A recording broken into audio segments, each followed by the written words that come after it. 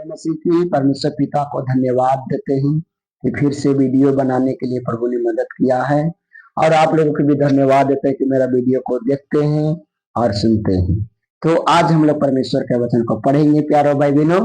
प्रकाशित वाक्य 3:13 में इस प्रकार यीशु ने कहा है, जिसका कान हो वह सुन ले। ये आत्मा कलीसिया से यहाँ कहता है, जिसका कान हो वह सुन ले। ये आत्मा कलीसिया से क्या कहता है। तो परमेश्वर हम सभी को क्या कान दिया है। आज कई लोग मेरे प्यारे भाई बहनों, कान तो है पर सुनता नहीं और समझता नहीं। इसलिए यीशु मसीह बोलते जिसका कान हो सुन ले। हालेलुया।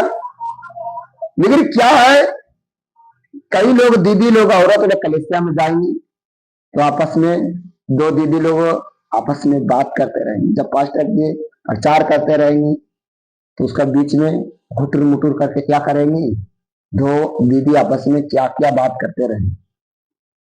तो यहाँ पर लिखा हुआ है पहला कुरिन्थी 14:34 में, स्त्रियां कलीसिया के सभा में चुप रहे क्योंकि उन्हें बातें करने के आज्ञा नहीं।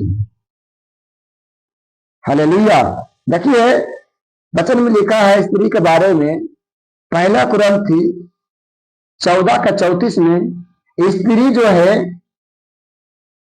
कलीसिया के सभा में चुप रहे क्योंकि उन्हें बातें करने का आज्ञा बिल्कुल नहीं।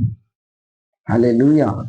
आपका अगुआ, आपका पास्टर जी कितना मेहनत से प्रचार तैयारी करते हैं, प्रभु से मांगते हैं आपको बताने के लिए, और जब प्रभु का वचन बताते हैं तो आपस में क्या करते हैं, दो दीदी लोग तीन गो मेरे आके वो प्रचार के बीच में बातें करते हैं। मेरे प्यारे भाई बहनों, ऐसा करने से परमेश्वर का अपमान होता है।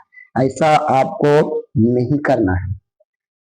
मत्ती 15:8-9 में लिखा है, यीशु ने कहा, ये लोग होठों से तो मेरा आदर करते हैं पर उनका मन जो है मुझसे दूर रहता है।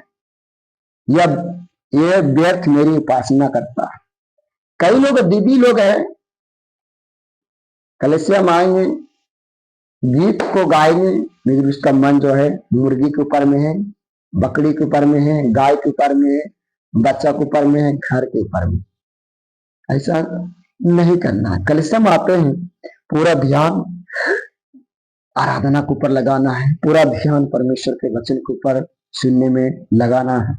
आप सिर्फ होठों से उसको आदर मत करिए, आपको तन और मन एक जगह क्या है होना चाहिए। हालेलुया। कलीसिया में स्त्री को बातें करना लज्जा की बात है। हालेलुया। पहला कुरिन्थी 14:35 में इस प्रकार लिखा है, पहला कुरिन्थी 14:35, यदि वे कुछ सीखना चाहे तो घर में अपने पति से पूछे, क्योंकि स्त्री को कलीसिया में बातें करना लज्जा की बातें होता है। स्त्री को कलीसिया में बातें करना लज्जा की बात। अगर कुछ भी पूछना चाहे अपने पति से पूछिए, जब बाइबल से सवाल है पास्टर से पूछिए, बाकी जब बाइबल से हटकर है अपना पति से पूछिए।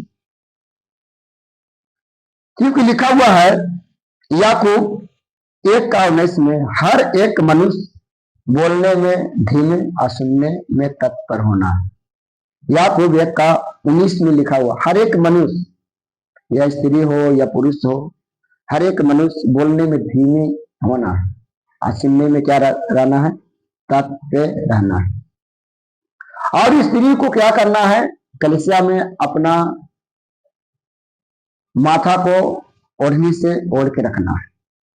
पहला कुरिन्थी 11:6 में लिखा है, पहला कुरिन्थी 11:6 में इस प्रकार लिखा, मेरे प्यारो भाई बहनों, स्त्री कलीसिया में ओढ़नी ओढ़े, यदि ओढ़नी ना ओढ़े तो वह बाल कटा ले और मुंडन करा ले।